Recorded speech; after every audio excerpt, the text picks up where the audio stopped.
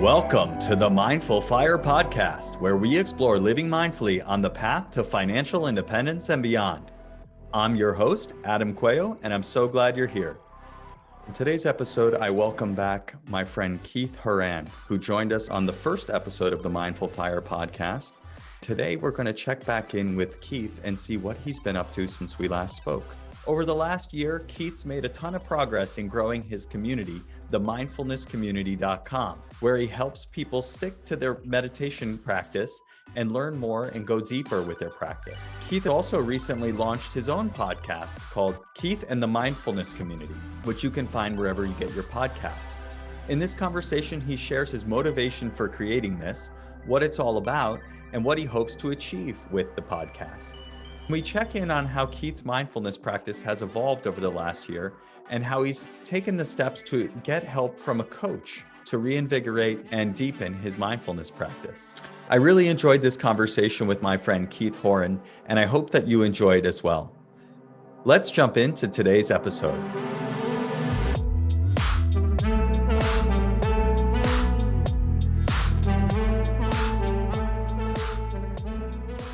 Welcome back to the Mindful Fire podcast, Keith. Hey, Adam. It's great to be back here. And it's great to see how the podcast has grown since that first episode. Yeah, it's been pretty awesome to see. I've learned so much along the way. It's been a lot of fun, and I'm looking forward to doing more of it this year. So I'd love to start by just having you introduce yourself to people who are new to the podcast or didn't listen to the episode last time. So my background is, in terms of work, I was a secondary school teacher for most of my career. And then meditation-wise, I started a Tibetan Buddhist practice back in 1999. So I went to India, found teachers, and dove deeply into all that. And then as I was teaching in the secondary school, I started to realize that it'd be so useful if I could bring meditation to the students. But the Tibetan type of form wasn't really the most useful or the most appropriate. So I started looking at mindfulness, like the modern sort of secular mindfulness that you and I are so familiar with, and then did some training in that area. I did a master's in mindfulness-based approaches. And in doing that, found that I was personally getting loads out of that style. So it became more the style of practice that I do myself as well. And I was bringing that into schools, teaching a course called Mindfulness-Based Stress Reduction, MBSR. Then in the last 2 years, developing this new project, I founded an online community called the Mindfulness Community. Yeah, and I don't know if we went over this on the podcast the first time, but Keith and I met at the end of 2019 when I was on a work rotation in Portugal, in Lisbon. And Keith and I happened to be attending the same conference and actually were on a train, a subway train leaving that conference. Everyone's on there wearing the badges from the event. And I saw on Keith's badge that it said Keith Horan, the mindfulnesscommunity.com. And I'm like, I got to ask this guy what this is about. So I got up the courage and said, hey, I'm Adam. Nice to meet you. What's this all about? And Keith and I had about 3 stops on the train to make a connection. And then we made plans to connect the next day at the conference and had a nice hour-long chat about everything and have been good friends since then. So it's really one of those things where the universe aligned and brought us together. And then he was the first guest on the podcast. It's exciting to share this with you and to have you back to share what you've been up to in the last year. Yeah, I don't think I ever told you about that meeting as well. My wife always laughs at me about it because just before you introduced yourself or said hello on the subway, I was actually like slagging my wife. Do you say slagging? Teasing? Just mocking. I was like being a smartass. And so I was in the middle of some joke, and she always says, just watch what you're doing because you never know who's around the corner and listening. So I was in the middle of that sort of pantomime when, this Google guy who knows everything about mindfulness and has this really interesting background just says hello. So yeah, it was very cool. So that we got chatting after that a bunch of times, and then we got to meet last, was it March? Yeah, right at the beginning of the pandemic. Right. In San Francisco. And yeah, that was amazing. And it was a really nice chance to connect again. And then the world completely changed. Within days, everything. Yeah, everything locked down. And yeah, you're probably lucky you were able to get back at that point. I remember getting home and feeling pretty relieved. And I think, yeah, maybe 2 days after I got home, we went into lockdown here. So Wow. that was, yeah, And we did that was, as well. that was my last Yeah. time traveling or doing anything like that. Yeah, Yeah. hopefully we'll do it again. Yeah. Pretty wild. So I'd love to have you share with the audience what you've been up to since then. Yeah, great. So I had founded the mindfulness community, and that had launched in a sort of test phase in January last year, 2020. And it was just amazing timing that as it became the case that I could no longer teach physical courses, and you can see in the background here, I'm in our yoga and meditation studio. We had loads of plans to have courses and retreats and workshops and things here. As that all stopped, I had already been developing this online community. So 2020 was all about really focusing on that.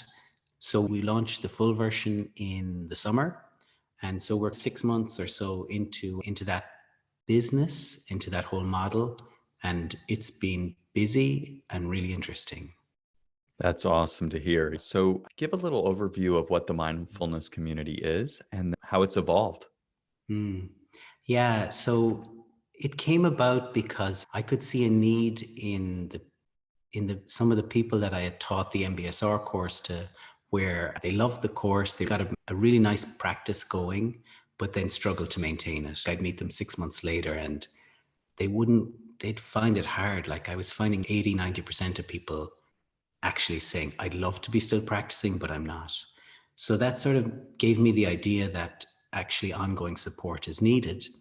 Then I was reflecting back on my own original training, like how my first years of practice went, and realizing like I had a guide, I had a teacher that I could interact with, I had a community of people, I had really in depth training. And there was all this sort of support that I think often isn't there for someone if they're trying to meditate on their own or based on a book or an app, or they've taken a really good program, but they mightn't have follow on support. I was really thinking, okay, can I develop something online that can meet that need? And that was really the motivation. That was the vision for the mindfulness community. So far, I'm really happy with how that's coming into life. We've now got a growing community, and so far, people within the mindfulness community are practicing. The interaction's really good. They're staying, so they seem to really enjoy it. So, all that side is really positive. Probably my challenges last year is that I spent so much effort and time trying to make it as good as I possibly could, including improving and developing as I got feedback, that I really didn't have the energy and time to do enough marketing. So that's actually what I realized coming towards the end of last year. The balance of that I need to adjust, and I need to put more of my energy into that. I need to grow the community and I need to get the word out there. Personality wise, I can see that's challenging for me. So that's what I need to work on. And that's where I'm at right now. I'm jumping into 2021 with that hope to bring this more into the world and just let people know it's there. Very cool. How many people are in the community now? We're 60 something at the moment, Wow. which is decent. It's probably slightly behind what I was aiming for, but actually to have that number of regular customers who really love what they're getting from the community, and um, the word of mouth is really good. So actually, I sometimes probably don't stop to pat myself on the back and say, okay, you know what, this was pretty decent. You're managing to get a lot done. So that's where we're at. And then I would hope that by the summer of this year, we'll hit the kind of numbers that mean that the communities at break even and then can grow and can be a sustainable type of work for me, and potentially even a sustainable model of how mindfulness teachers could support their communities, the people they're teaching, and have a really nice livelihood where they're managing to work in the area that they're passionate about. Very cool. As you know, I'm a big fan of that idea. We've talked Yeah, about that quite a bit. we've had So chats from the start, so which has been really yeah. helpful. Yeah. I think the way you're approaching it makes sense. You're figuring out what the need is, what the model is, what the business model is, and you can't just jump to step two where you're selling it to other mindfulness teachers until you've actually proven it out yourself. I can also relate to the stopping to take in the good and pat yourself on the back. Mm, 60 people that's awesome. Is that 60 paid members? yeah, that's where we're at. It Wow. changes, That's and fantastic. yeah, it is. It's not like the numbers I was hoping for. You get this idea in your head, and then suddenly you don't acknowledge what you've done. I know But the feeling. yeah, it's really good. And we've now got a strategy in place to introduce more people and to help get the story out there by talking with our members. I had a chat with a member this week, and she's really excited to try and tell the story of what she's gotten from the mindfulness community and share that. By doing that, I think yeah, it should help it to grow. I think those type of testimonials, if you can get a video testimonial like this or something like that, becomes like a perfect piece of content that you can use in emails and in marketing, in video ads or whatever. Yeah, that's it. That's the plan. That's where we're going. And also creating more content myself. I'm now at a place where a lot of the time I have to spend on the tech side is lessened. So I can spend more time creating content like that, starting a podcast. So, which of the content and features have you found people are gravitating towards? We've tested to see and tracked what are people most interested in. I would say the main thing is live meditations. I set up literally in the room where I'm now, and let's say Friday morning, 7:30, I'm guiding a practice and there's a bunch of people joining me live. Then they're also recorded and available for people later that day. So that regular structure of offering live meditations, that seems to be for people, especially starting out, having that feeling of not practicing on your own. I think that's really helpful. And there's a familiarity that comes from seeing the same person guiding the practice. They get a wave in the morning. We might interact in the forum later in the day, and there's a feeling of relationship and kind of growth and development in it.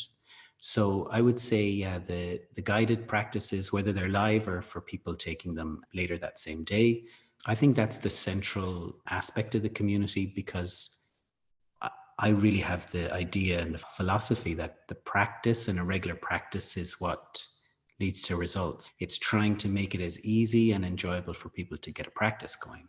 So that would be the first aspect. The other thing would be training.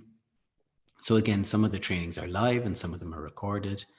This is going back to how I first learned to meditate, where there was really good in-depth training on all these different aspects, how to cope with restlessness, or how to deal with a really anxious mind, or how to deal with a sleepy mind, and going in depth into all these different areas. For new members, and especially for people who haven't had a practice before, some of those basic courses just give them really good skills and tools so that they're not sitting on the cushion feeling they can't do it, or getting to a place where they're stuck and not knowing what the next step is.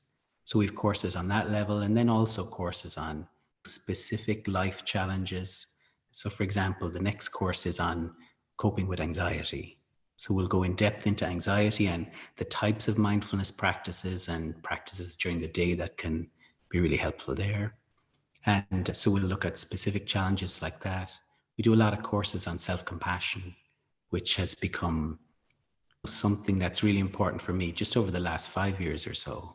And so trying to help people have that from the start with their mindfulness practice, so that there's an acceptance and a kind of gentleness as we develop the practice.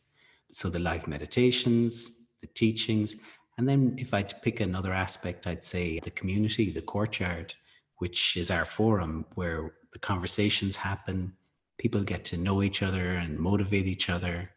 And we run challenges like, say, next Monday, we're doing a 5-day challenge where the challenge for the community is meditate for 5 days in a row. Plus, they'll have this extra surprise practice to do in the middle of the day. And there'll be conversation around it and a bit of energy. It just sort of helps people. It takes a little bit less willpower to do a practice when you feel you're part of this bigger group doing it. So it's trying to bring that to them. There's lots of other smaller features, but I would say they're the kind of core things that we build the mindfulness community around. Got it. So this idea of live meditations has proved really big in helping people keep to the practice because they know you're going to be there. They show up to practice with you. And that kind of keeps the momentum, keeps the relationship. Yeah, I think what I find is that people try to do that, even if it's just a couple of times during the week. Then other days they may work away on their own with maybe their own guidance or one of the recorded audios or recorded videos. But people seem to really like to get that little sense of meditating with someone. Right. And I think because they get to know me very well, and as much as possible, I get to know the community member. There's a real feeling of connection. So it's not that they're just watching some person, they're watching someone that they have a relationship with. And Mhm. if there's something they're stuck on or I don't know, unsure about, or even just want to share, there's a private section in the courtyard. So they can just drop me a message and I get back to them and we have a little bit of an interaction. And it's not even that people use that an awful lot, but I think by feeling that they have that access, then Mhm. they can go deeper into the practice. That's awesome to hear. I'm curious about those 60 people. Are Mm. they all people who you've taught before in MBSR, or is there a mix of people you have and have not? Yeah, that's interesting. I'd have to look at the numbers. I'd say 2/3 are people that I have some connection to beforehand or over the last year. I've taught them, or like I met someone today. I worked with her sister and she heard about me through that. And so there's some kind of link like that. That's about 2/3 of the people. But what became really interesting was where I was seeing people sign up who I had absolutely no connection. They've come across me through maybe a blog that I've written, or I send out a weekly email every Wednesday called Keats Journal, where I write about how my own mindfulness practice is unfolding. It's not very theoretical or academic or something. It's very much, what am I noticing? What am I working on? What am I struggling with? And there's several thousand people actually get that every week. From that, there's been a good number of people have joined the mindfulness community. So I think it's a matter of people hearing my style of teaching and yeah, just the way I teach and the way I try to practice. And then if it appeals to them, then a certain percentage are curious and are ready to maybe try and develop a practice or continue a practice and they join in. We've had members from the States, we've members from Canada, the UK. It was a big moment for me when the first person joined who I had no connection to and I didn't know, because that kind of said, okay, I'm promoting this on a very small scale so far. If I increase that, then there's lots of potential to build this to a place where it's really sustainable and a really nice community. I have a sort of vision in mind of building it to the right size. There's a certain size I want this company to be, and there's a certain size I want the community to be, where I think it'll really work for me as a business and work for the members. That's the goal. Grow it to that point and then really enjoy the journey with these people. That's fantastic. My ears perked up when you said you have several thousand people receiving Keith's journal every week. Yeah. How'd you manage that? Yeah. Let's That's see. So I'm amazing. heading, I'll be more specific. I'm heading for just under 3,000 at the moment. Wow. How'd you Um, build the 3,000 person email list? I enjoy reading it. I read it every week. Like, I right. like Great. that it's super Thank you. short. And I guess just while we're talking about it, where can people sign up for this if they're interested? Great. Yeah. Actually, my website is the easiest, keithhoran.com. So, Perfect. I'll put a yeah, so link. you can sign up there. Yeah. How did that come about? I suppose there was a few phases where a lot of people joined. One was last summer, I was guiding some live meditations for free while I was working from home. It was the first round of the lockdown. So a few times a week, I was offering free sessions. And I put that out on Facebook, and a lot of people joined, and then and ended up signing up for the email from there. After that, then I would have developed some lead magnets, like some really useful guides. There was one on how self-compassion can really help your practice. So that guide in particular did incredibly well, where there's a huge number of people downloaded it and then were on the weekly email. So it was doing things like that. I just started that weekly email and I thought it might be interesting, but I'm finding over 30% of the people on the list open it every week. Every week I'm getting emails back and I'll do a quick response again, and it starts to create a little bit of a connection. I'm thinking of a lady that I was speaking to yesterday from Ottawa who joined Janet. It was through a chat over and back from one of these weekly emails that her attention was caught, and we just had a connection and she joined, and she's been a great member of the community since then. That's fantastic. Yeah. It's not very easy to build a 3,000 person email list. So good on you. That's awesome. It's really interesting to hear that people are hitting reply and reaching out to you. That's one thing that I've been trying to cultivate with this podcast. It's a pretty lonely thing to just Yes. do this and then put things out in the world and not get that much feedback or anything like that. So, for anyone who's listening, I would love to hear from you. If you'd like to join my email list, you can do so at mindfulfire.org. And please hit reply. You can reach out to me anytime. I would love to hear from you. Yeah, I agree with you. Sometimes it can feel like we're writing into the void or speaking into the void. And Yes. yeah, I think sometimes people feel, oh, this person's really busy. They're not really going to respond or something. But actually, my experience so far is I love to see someone respond to me.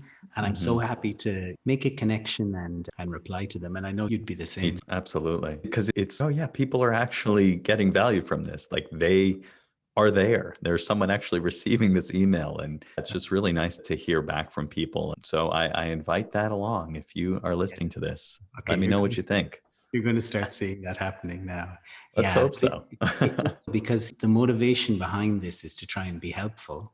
And I know your podcast is incredibly helpful. And I know the work I'm doing is the same, but it's very reassuring when someone tells you. Especially when your love language is words of affirmation, like mine is. Yeah. So, anyways, I digress. That's all very interesting with the community growing. As you look forward, thinking about the financial independence aspect of this podcast, the career aspect of this, how do you envision the mindfulness community becoming a larger part of your livelihood?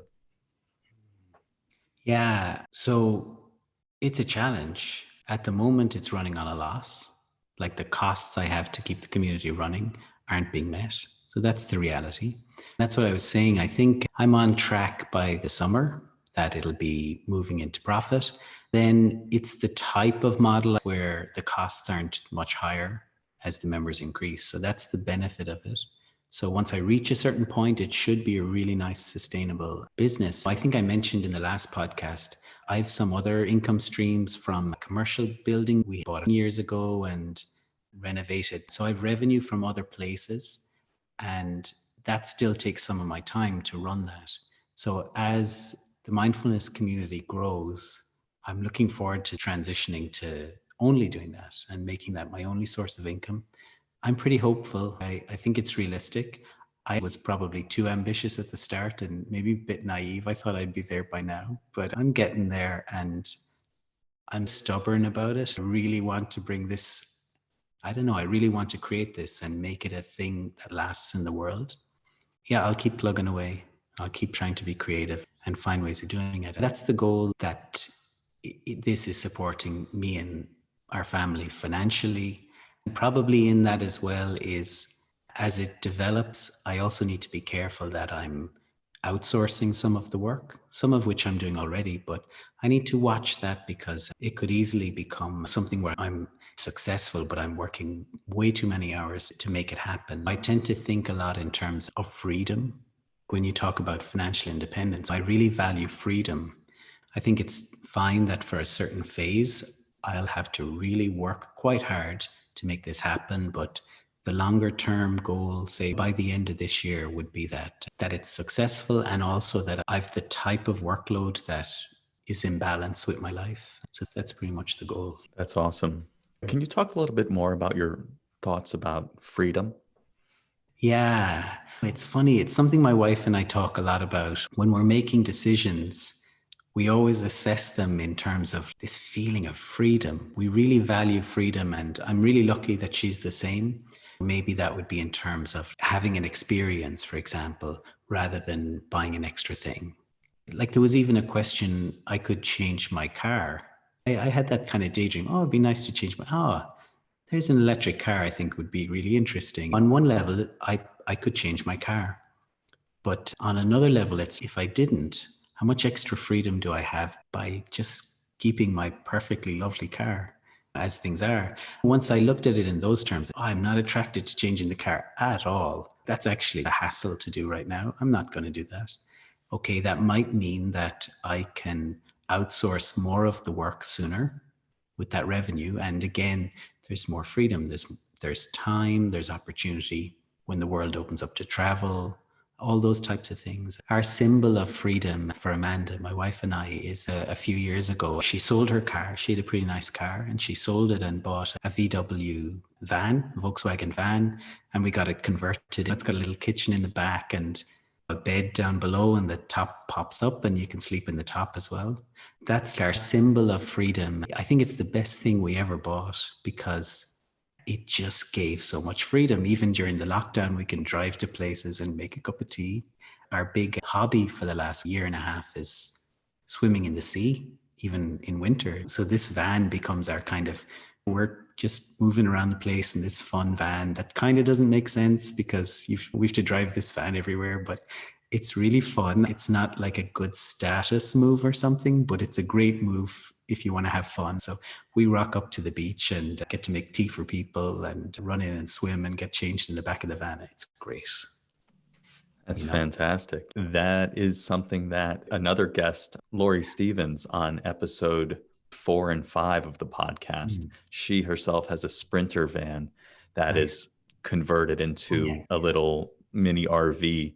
And that is the symbol of freedom for her as well. They can just throw a bag in the back of it and go into the woods and go camping or go to the beach. Yeah, that sounds fantastic.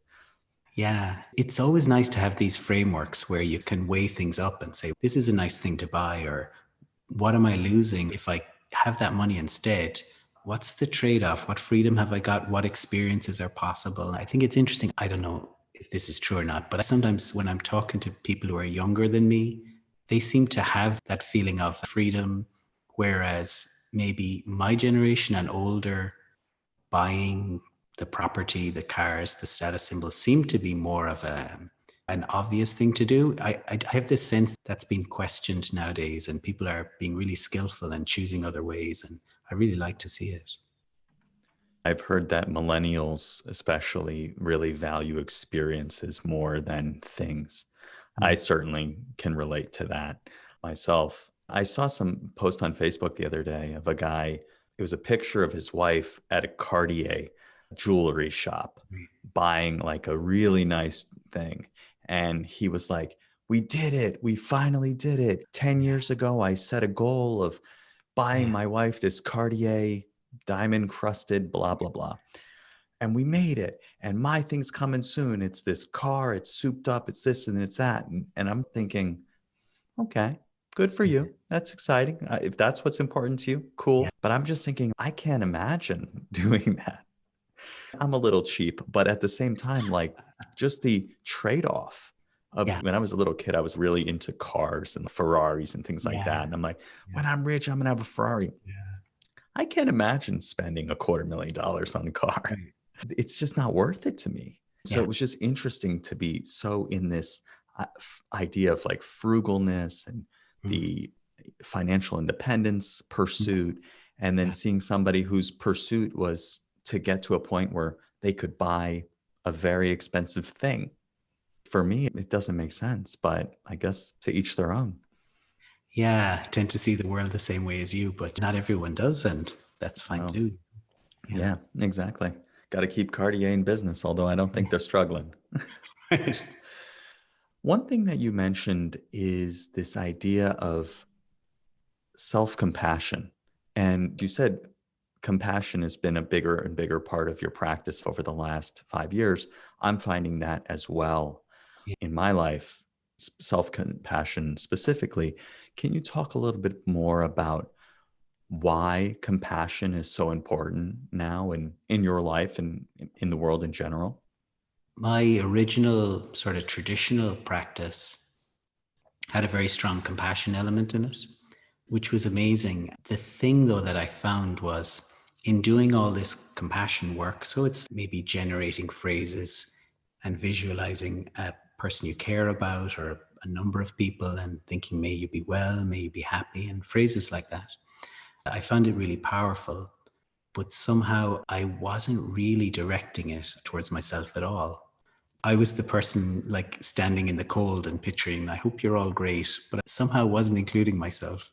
It was only when I actually started learning about self compassion and went on a retreat with Chris Germer and Kristen Neff a few years ago that I realized, oh, I'm actually really harsh to myself.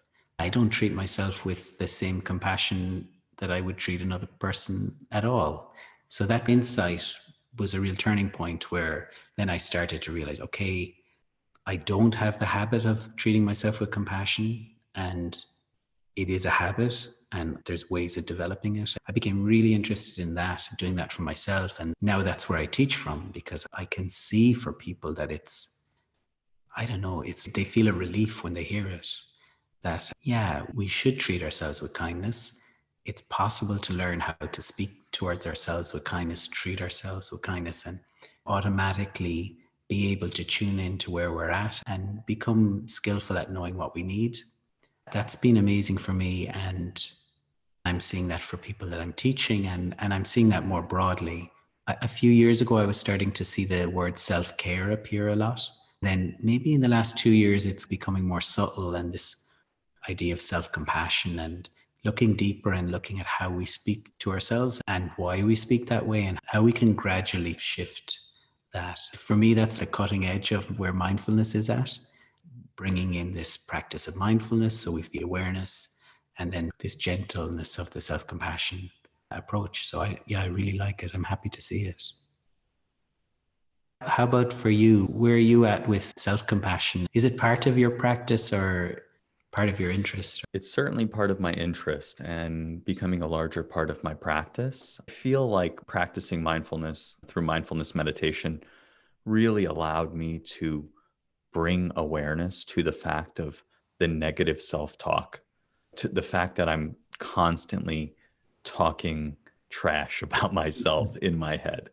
It's never good enough. You're not doing it right. All these stories that are going through my head. Mm. For most of my life, I had no idea about it. And it was there all the while. But turning down the volume on everything else and just focusing on awareness of the breath, noticing when my mind wanders, and then the story that comes up when I notice that my mind has wandered. Oh, you're doing it wrong. You're so bad at meditation. You're a Mm. failure, whatever. Those are just thoughts too. So bringing that awareness to that every time it arises with an open, kind, and curious attitude really has helped me ease up on that. Notice when it's happening and just, oh, that's not useful. Let me let it go. So that's the start of it for me. As my practice has progressed, I've done more specific practice on love and kindness, Mm. compassion. I lead a Tuesday meditation at Google for people all around North America. And we usually finish with some level of love and kindness meditation Mm. because people like it and it just feels good. What I've been thinking about is I want that to be my default. To some degree, I give people the benefit of the doubt, but I want it to be my default that when I meet somebody, when I come to somebody on the street, whether I'm talking to them or not, may they be happy. I've joked about this in the past, not necessarily on the podcast. I've tried to practice what I call rando love and kindness, which is essentially wishing well to random people on the street. Mhm. Yeah. Just see someone on the bus, may you be Yeah. happy. And I think that's a great practice for just orienting your mind towards compassion. Yeah. So that's how I'm trying to do it in a very practical way, because I Mm. feel better when I do it. That and then more of a formal practice as well. Nice. Yeah, I like that. Just What did you call it? Rando loving kindness to Loving randos. kindness. Nice. Yeah. I remember originally being taught a practice where you'd even do that with your breathing, like seeing a person and as you breathe in, thinking, I want to take away your suffering on the in breath, and on the out breath, I want to give you happiness. All these things are transforming us in a sort of gentle, slow way. They're transforming us in a good way. Yeah, it's cool you're going down that road. I think initially with the massive burst of mindfulness and MBSR, there was a comfort straight away with mindfulness and attention and concentration and all of these things. But loving kindness and compassion weren't really in that first wave. It's actually built into the practice. But in terms of the conversation, it wasn't really there. So it's really nice to see it now. And one of the things I love to teach is around changing our tone towards ourselves and using touch.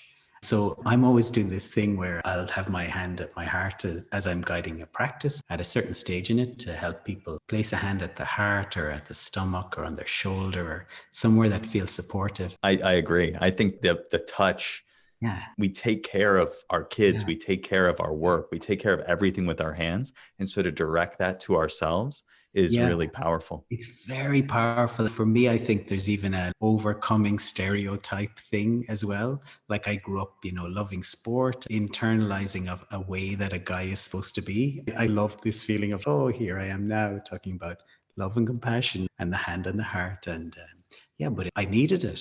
I started doing it a few years ago and I actually needed it. So I don't really mind how I look. I know what it's Yeah. for. I'm going to be doing a podcast interview next week with two guys named Ed. Both of them are named Ed. They wrote a book called Reinventing Masculinity.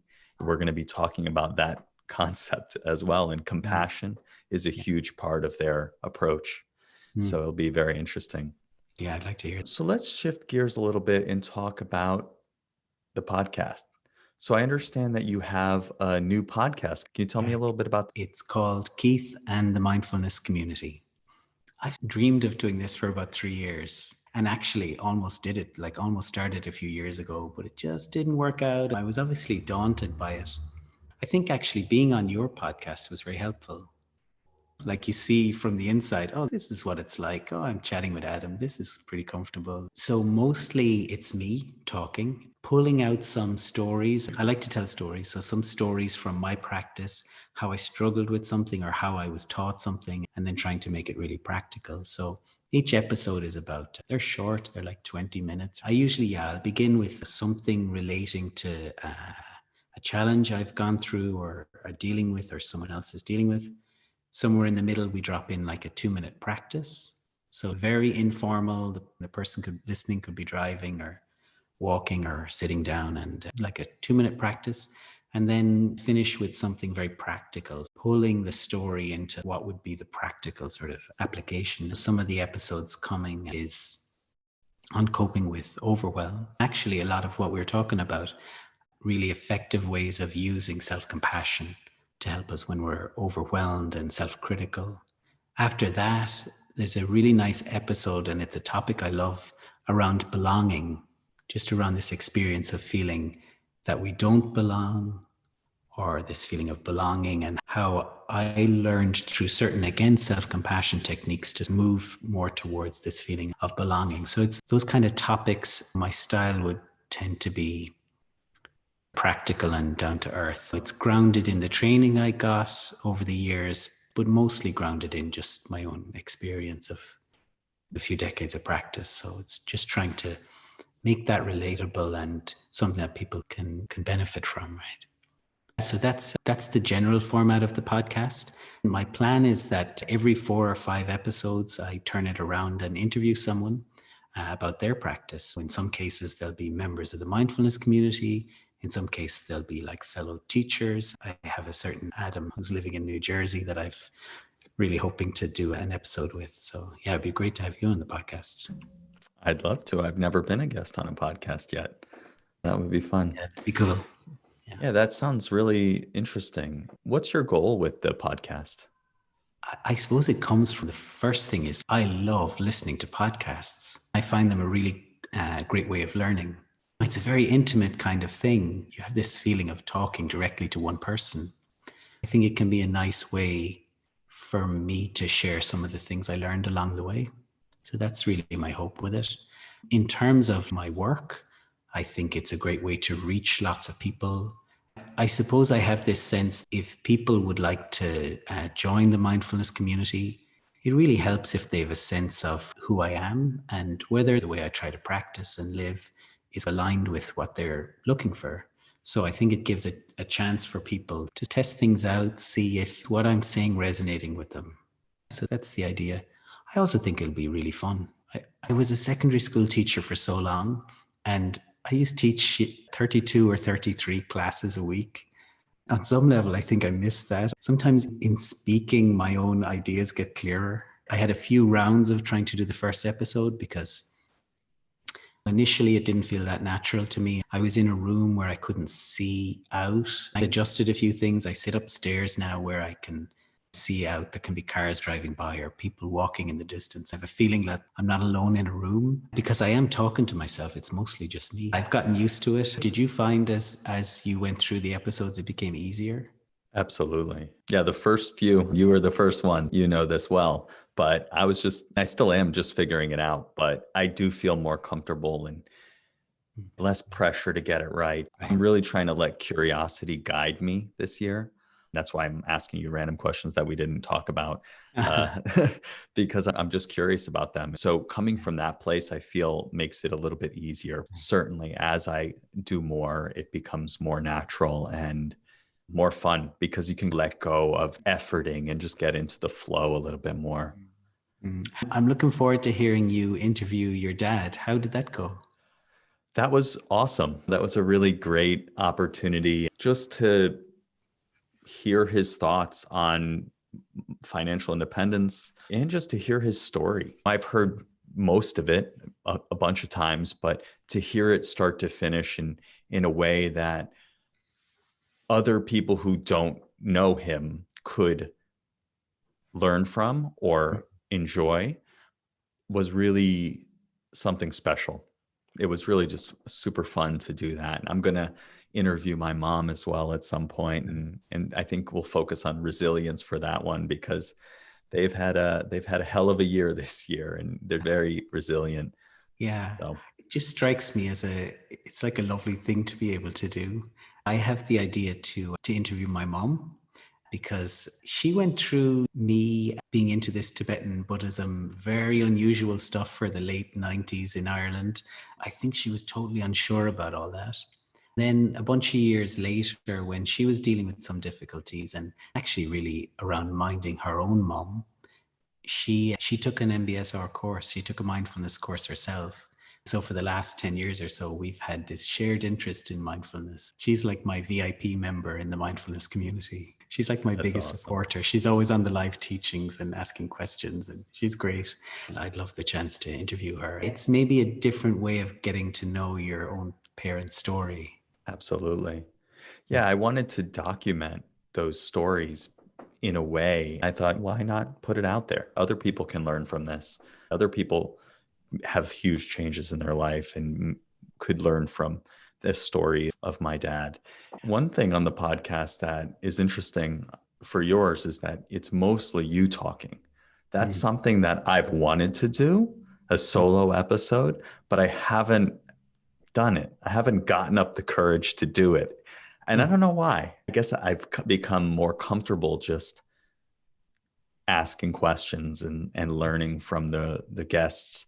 But I think that this year I'm hoping to bring more of my experience, my knowledge, my thoughts on these topics of mindfulness and financial independence into Yeah. the conversation. I do it a little bit here and there in the episodes that already exist, but I'd love to do it a little bit more.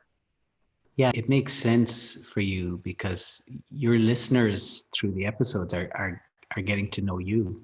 I'm sure they'd like to hear more about directly from you what your thoughts are. I've found just in the few that I've recorded, it helped to make the episodes shorter. So I think when I do an interview, it'll be a much longer, like an hour or something. But I allowed myself to make the solo episodes quite short just so I don't feel under pressure. Is that something, so you're going to try that this year? I hope so. I guess if you're listening to this and that would be helpful, let me know. Respond to Yeah. my email. Let me know you'd like to hear some solo episodes. It would Yeah. really be encouraging. Yeah. One of the funny things is that I just got going. I had your episode recorded for a while, and then a friend of mine, actually Fraser, on episode 8, was Yeah. like, "Hey, wait, so you already have an episode ready to go and you haven't put it out there?" I'm like, "Yeah, I thought I needed to have an introduction. Who am I? Why am I Right. doing this?" So I haven't actually done that yet. I think that would be a great thing to do for the True. podcast in this Right. year. Here's what we're doing. Here's where we're going, Mhm. and here's why I'm doing it. Cool. Well, when I interview you, I'm going to draw the story out too, because people would love to hear all the search inside yourself, teaching and training, and it's so interesting, right? So let's shift gears and talk a little bit more about practice. Tell me what's on your mind regarding your mindfulness practice. Something that shifted in my practice in the last year, I had this feeling of needing to find a teacher or a mentor. I've mentioned before, for the first 10 or 12 years of my practice, I was in that structure. Then for almost the last 10, I really wasn't. I had mindfulness people who came to my classes, and I have peers who I studied with, but I didn't really have someone to have some feeling of accountability or something like that. I started to think about that, and I was listening to different podcasts. I had no idea, where will I find someone? How will I choose someone? I don't really want to go back to a traditional, more Buddhist style of practice. So how will I find someone? I've had these two sort of extensive trainings, the Tibetan Buddhist style, and then the science-based secular mindfulness, even master's style. I'm not sure I had integrated them very well in my head. I was the missing part. So anyway, I was listening to a podcast and heard a speaker and listened to him on a few different podcasts. His name is Hokai Sobol. He's from Croatia. So I reached out to him. The process then became that every 3 weeks or so, we do an hour-long Zoom. We talk about practice, and we do like a couple of emails in between. But I've found the process of doing that extremely helpful. And I would say I can think of my practice in the early years. I made an awful lot of progress. I was practicing quite intensely. Then, like you mentioned, the years of having younger kids, it was harder to, just the time, and the attention is drawn in so many different ways. I've had other phases where I can see there was a lot of growth, and then again more plateaus. That's been my experience of the 20 years, phases of growth and phases of not much happening. So I had that feeling of, I'm teaching, I'm speaking all the time, and what growth is happening for me, also to try and make sure that growth is continuing. By reaching out to Hokai, and through that process, I've found my practice has developed more this year, in the last, say, 12 months, than in maybe the previous 4 or 5 years. It's just something I'd put out there. I don't think it's commonplace nowadays that people do this, connect with someone and enter that type of relationship, but I think it can be really interesting. Some of the sort of practical things, it immediately meant that my practice, just like time on the cushion wise, became more consistent, because you have this sense of, like, someone is saying, what's realistic for you? I hear myself saying, this is how much I'm going to practice and how often. Once you hear yourself saying that to another person, there's an extra sort of layer of accountability. I was being realistic about it. It's completely the right amount for me in my life at the moment. It's not too much. I found it took less willpower to get to the cushion by having this sort of relationship. I started to notice little things, like in one of the Zooms, how he sits and how he sets up his meditation space. It made me realize, oh, in my early days, I used to put a lot of attention to the space and be really diligent about how I'd enter the room and be ready to practice. I was disciplined. In recent years, I just flop down on a cushion, and I have a blanket, and I'll half fold the blanket afterwards, but I'm not too careful. I started to realize, God, I'm meditating physically. The space is a bit like a messy teenager or something. So just these little things nudge my practice. So now I'm more careful about how I come into it, what my mentality is like. And again, that helped the concentration and the practice. And so things like that. This was just a personal thing for me, that I hadn't really integrated the different types of training I had done. He was able to direct me towards practices that would help with that in all these different ways. I'm not saying that it's something that everyone should do. It's not something that I felt like doing at all for some other years, but it's just interesting that there can be opportunities to go deeper into practice, but it might need a little bit of support. It's parallel a little bit to TMC, where with TMC, the mindfulness community, I have this sense of people need support. They don't need an awful lot, but some interaction is really good. In my case, working with Hokai, it's rejuvenated my practice quite a bit. And I'm looking forward to seeing where it goes from here. Very cool.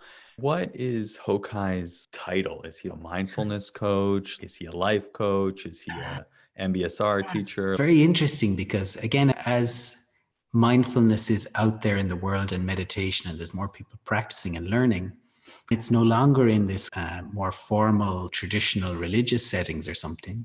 And so I guess Hokai would be part of a new wave of that, where I'm not sure what he'd call himself. Like, mentor is the word that comes to mind to me.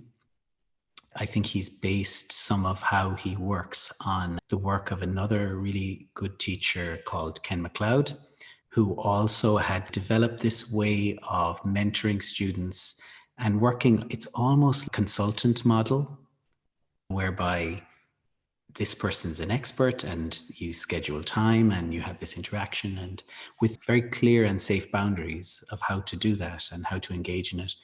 It's almost a professional version of something that happened for thousands of years in the meditation world. So it's interesting. Mentor is the word that I would think of. And it sort of makes sense that if I'm trying to learn a musical instrument, I can progress to a certain level on my own.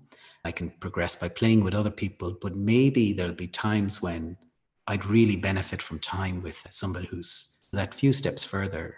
So I think it's just interesting. I just bring it up because I wonder whether the same as like the mindfulness community is maybe taking people who have developed a practice or even are starting a practice and really supporting them. Maybe there's times in our mindfulness or meditation journey that an appropriate way of interacting with one person could be really good. One thing that you mentioned at the beginning is that last year you had a whole slew of plans and ideas for how to host retreats and workshops and things like that in your studio there. Something I've been thinking a lot about is wanting to do something like that down the road. I'm all about creating opportunity through connection and creating community. That's why I was so interested in your name tag that said the mindfulness community. So I'm just curious as to how you go about that, what those things look like. In the past, I've done loads of things. I've had like informal drop-ins once a week where there'll be meditation groups. That's before we had this particular space. In more recent years, we've leaned towards my wife and I running workshops on a Saturday. The people who would come to that for me mostly would have been people who'd have done MBSR courses with me, but not only. I tended to not be able to offer as many of them as I like, so they'd fill up really quickly. I would give priority to people who've studied with me, but sometimes I'd open it out wider. That model worked really well. Actually, when things open up again, I'll go back to that. I really enjoy that in-person teaching and the interaction, just to keep a sense of the full over and back aspect of teaching. The other thing I would be thinking of is that the mindfulness community would be really enhanced by having in-person gatherings as well. Again, we would have planned something this summer for that, but it'll probably be delayed at this stage. Whenever things are okay again, I think it'd be really nice to add that as an option for people. And people get to meet each other in person, and that helps them to connect online a little bit more deeply. I think it's really enjoyable to... You've had this experience though from leading the sessions in Google. How does that go? Do you enjoy that type of teaching? For sure. Absolutely. That's the real driver of this for me. Those in-person sessions where people can come together and talk face to face and practice mindful listening, practice meditating, all of those things, you can really interact a lot better and pick up on the energy in the room. I think that in-person piece is valuable. I'm about to teach my first virtual Search Inside Yourself, which is going to Mm, be a 4-hour half-day version of the course. I'm going to yeah. teach that next Friday with another future guest on the podcast, actually. My next question you already answered, which was, how does this fit into the mindfulness community? Right. That was always the picture, that we'd probably start with a big annual gathering. And I was involved in another community, which is a business related online platform, where they organized this gathering actually in Newcastle in Northern England. I went to it and it was amazing. It really enhanced their online community. So I can see how that can really work. I'm not sure when it'll happen, but I picture like a gathering maybe in a nice hotel just outside Dublin, like somewhere easy access, and see, yeah, get to meet people together and offer more things like that as time goes on. For me, that would be really important, because I suppose the people in the community would have a better sense of me than I would of them. So for me to get that sense of like really having a meal and having conversations and getting to listen more, I think that would really help. That would actually help me enjoy the whole process more as well, I think. Like we need that over and back. What is it like having these type of events in your home? I think that is your old living room, you said, right? Yeah, that's right. This space here has a separate entrance and a separate place to park. I go through two doors and we're in the other part of our house. So it's pretty close. It is a balancing act. My wife and I also co-teach often because she's a yoga teacher. So there's also figuring out what's comfortable for her. What we've found has worked for us is that we tend to invite people here for sessions who we already know. In other words, they've done yoga classes with her or they've studied with me. There's a comfort and an ease. It feels like inviting friends into your home then, because part of the days that we offer, when we offer like a Saturday workshop, we bring people up into our kitchen and serve them food. It's a very intimate thing. So it would be very difficult to do that with people you've never met before. My wife and I are both introverted, so it would probably be uncomfortable. We've tried doing things in the past, and I think it was challenging. So this is an in between a public and private space. So we treat it like that. Where I've run larger things before, where it's a more open crowd, I book a different venue. So that's sort of how I get around that. If it was a larger scale again, I'd be looking at somewhere else. There's something very sweet about people coming here and being in our kitchen and spending time like that together. It even changes the feeling of the house. We're really lucky in that we have a nice house here and use it in service of others and their happiness. It just feels great to do it. But yeah, we're careful that we're not stretching ourselves too much or that it's not too uncomfortable or something. Yeah, thanks for sharing that. That's definitely something that I've thought about with this space, with this sunroom and the space around our home here. Really wanting to build community, even just with the people in the neighborhood who want to come and practice Yeah. and learn and things like that. One thing that might be useful, I did it the wrong way early enough, whereby for the size of the space, I had a reasonably large number of teachers, some of whom I knew and some of whom I didn't know. And my wife pretty much didn't know any of them. They were in the space and then they were all in our kitchen. And it was incredibly noisy. It felt like we had lost our personal space. I remember afterwards chatting with my wife, and while the sessions had gone really well in this space, in the kind of yoga meditation space, it didn't quite feel right that they were all in the kitchen. We learned from that, okay, here's how we do it. This is the number of people that we can manage to cope with. Here's why we need to have a comfort level with them already. It's just checking in with your boundaries, and for my wife checking in with where she is with this. I think that kind of taught me a lesson. So since then, I've been more careful. And at the end of those sessions, we check in, and it's always been a really positive thing. When it works well, it feels like you just have a bunch of extra friends and community. It's very joyful. That's wonderful. What's that number that has you've settled on? For this space, it's 10. So it's not huge at all. No, it's intimate. Yeah, we could fit a lot more people in this room because it's pretty big. at least in normal times. But what we found was to try and do that when you all go for tea and scones or coffee and fruit salad or whatever we're having, for it not to be like too noisy and high stimulus. We found that was about the right level for us. Because it's such a small number, they always tend to fill out really early, which again, I suppose is okay. That's fine. It means the people who really want to come, as soon as they know it's available, they Yeah. make sure they get here. Thank you for sharing that. I appreciate that because, yeah, it's something that I'm thinking about often. Yeah, it could be lovely, and that space looks great, and the Yeah. access to outside. Yeah, we got very lucky here. I'm very grateful to have this space. And it's wild that I've always wanted to design and build my own house. I've talked about that on the podcast. I visualize what that house looks like. And this room is that. It's even better than I had envisioned. The beautiful thing is, I didn't have to build anything. I just walked in. That's really efficient, Adam. Nicely done. So, I think I'll be doing a workshop or something. I share my love for this process of envisioning with the podcast at some point. So let's switch gears now to the Mindful Fire Final Four. Does that sound good? That sounds great. Let's do it. So the first question is, what is your intention heading into 2021? Okay, off the top of my head, so it's reflecting back on the fact that I got too busy in the run into Christmas. I was working too much and too many hours on the mindfulness community.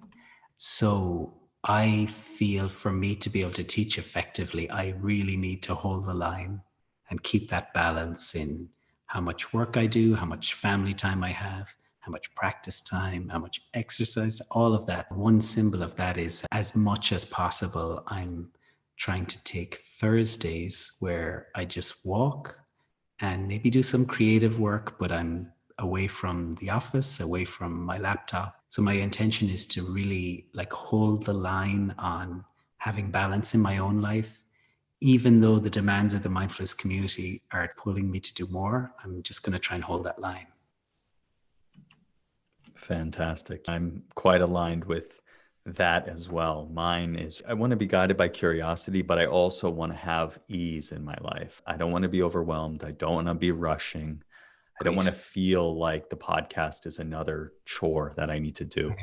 It's something fun that I'm doing, I'm learning, I'm growing, and I can do that in an easeful way. So I'm trying, anytime I'm noticing myself getting stressed, just like dropping in the word ease. How can I shift back into a little bit more ease? Good. Yeah. Wishing you ease for 2021. So the second question you've answered before, but we'll see where your head's at now. What advice would you give to someone early on their path to financial independence? Yeah. I just think to try and be optimistic and open-minded about maybe finding the circumstances and the work that you're really passionate about. From my life, I've been really lucky that my very first job was not something I really was enjoying at all. I left that and went off and learned to meditate. Since then, all the different jobs I've had, whether it's school teaching or I did residential care work or my work now, has been something I love to do rather than just based around finances. I think that's possible, holding to that, like you said, envisioning, like imagining that and aiming for that. That's how I tend to think, yeah. Very good advice. Something that we try to focus on this show is really enjoying the journey, not just racing to get to a particular dollar number, but really enjoying the journey, aligning yourself with what you care about, what your purpose is. So I think that's really great advice. I heard you saying that. Yeah, that's cool. What would you give to someone getting started with mindfulness and meditation? I have a concern that mindfulness and meditation could be seen as like a quick hack or something, some quick thing that you do to adjust something. I think somebody going towards a meditation practice with that kind of motivation or context would find it really difficult and mightn't enjoy it so much. So I think it's nice to think about it, even from the start, that mindfulness is this journey and it can open up a door that allows us to have a different experience with life or a different experience with how we see ourselves or our environment or our relationships. I think framing it or putting it in that context, it becomes easier to think about not giving up when it doesn't work straight away, or being patient with ourselves, because we realize actually this is a fairly monumental thing to try and take on, looking at how we think about ourselves and the world. And this is a big deal. Being really patient, seeing it as this longer journey, it helps us to not give up and to find more joy in it. Then we start to see the little positive changes, but not needing them straight away. It's a big challenge and it takes a bit of time. I think having that context helps. I think that's super helpful because with all the popular culture adoption of mindfulness, it's being hawked as like a cure-all, like just going to make your life perfect. No, that's not how it works, but it's the work of a lifetime. Those short-term things are great, and I love that people get even quick benefits from it, but it helps to think more patient and longer. The last question is, how can people connect with you online and find out about all the projects you're working on? So the easiest place to find about my work is keithhoran.com. I've guided practices there. That's also the best place to find out about the mindfulness community. That's a nice introduction. Yeah, head to keithhoran.com. There's links to all the different social media channels I'm on. I only recently joined LinkedIn, believe it or not. I'm finding that really nice. I'm actually connecting with people there, and that seems to be working. So if you'd like to reach out to me, that's a good place to do it. You'll find me there. Awesome. Remind us again the name of the podcast so people can search in their podcast player for that. The name of the podcast is Keith and the Mindfulness Community. Simple enough. Keith, it's been an absolute pleasure. I've enjoyed this conversation even more than the last one. I think I've gotten a little bit better at asking questions and guiding the conversation. So this was wonderful. Yeah, it's really fun. Really enjoyed it. Looking forward to having you as a guest on my show. It's great to connect. I really appreciate it.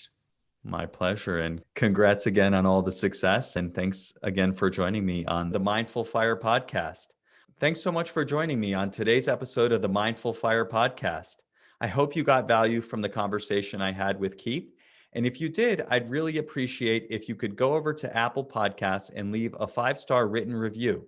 These written reviews really make an impact on helping more people find out about the podcast. And if you haven't already, please subscribe wherever you're listening to this. This helps the providers know you're getting value from the show and you want to be there when we produce additional content. Thanks again.